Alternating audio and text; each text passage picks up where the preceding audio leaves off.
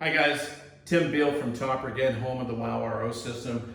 As we showed in previous videos, I was outside of one of our clients' homes, and I was actually setting up a system in the garden many years ago, and I had kind of a bypass system that I was demonstrating and showing how to check the water quality and so on. And in the previous, most recent videos, I've showed how in some cases the system may shut down in production rate and slow down to the point to where the system won't go into production rate because we over-concentrated the membrane. Someone left the faucet open or drained it down and the ice maker wasn't turned off. When you drain the system down, if it's hooked up to an ice maker, you must turn off the ice maker, flip the lever down, let the machine recoup overnight, and everything will be great, okay? Now, what we have here is the exact same connections of a typical system, a WOW RO50 and or a 180, where we have the same type of connection going up to the faucet and an ice maker connection with an isolation valve. Now, this one here, we're connected a 3/8 line connected to the FA1 line. So we have 3/8 going to the faucet, and we have 3/8 going to a long run, let's say to a refrigerator 40 feet away. That's fine, okay?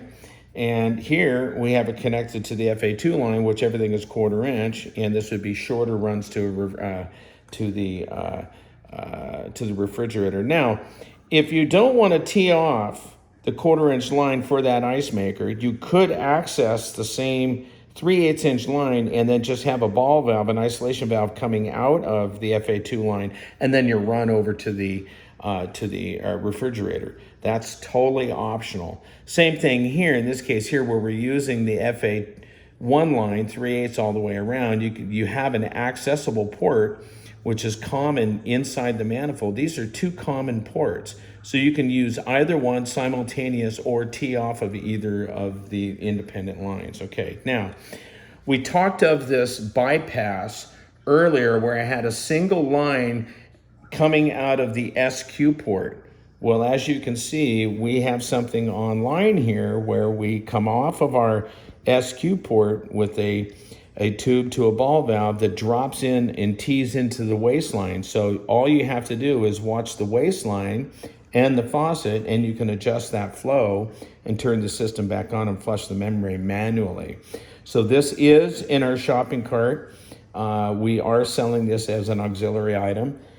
This might not be a bad idea for you installers to have this in your kit should you run into it, and or all it takes is a single line attached to the SQ with a ball valve and a bucket and blast through that if you ever run into that kind of a scenario.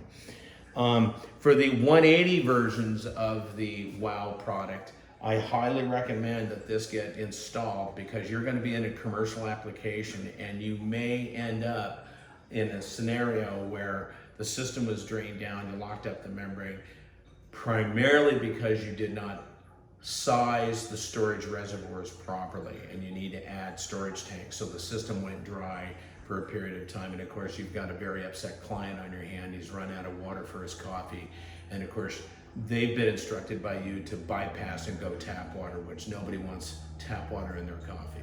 Okay, so quick, easy start, and we're going to get into that in the future videos. Thanks. We'll see you.